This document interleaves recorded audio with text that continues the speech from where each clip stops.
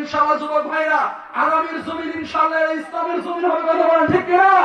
এই যুবক তোমাদেরকে একটা মেসেজ দিয়ে যায়, আমরা তো স্বপ্ন দেখতেছি আগামী বিপ্লবের স্বপ্ন, এমন একটা বিপ্লব অচিরেই আসবেন।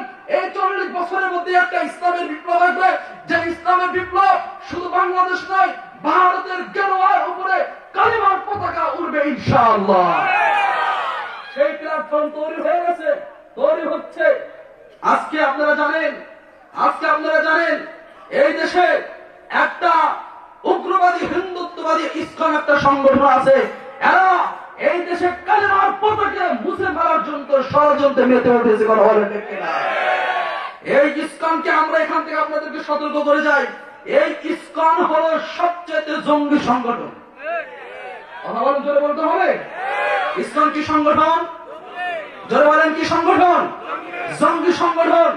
এই ইসকন এমন একটা জঙ্গি সংগঠন, আজ এরা এই ইসকনের বিরুদ্ধে যে ব্যক্তি কথা বলে, এদের টার্গেট সেই ব্যক্তি, তাকেই মারার জন্য এরা মেতে উঠেছে। কথা বলেন ঠিক কিনা? এই জঙ্গি সংগঠন অতি দ্রুত এই জমিন থেকে নিষিদ্ধ করতে হবে।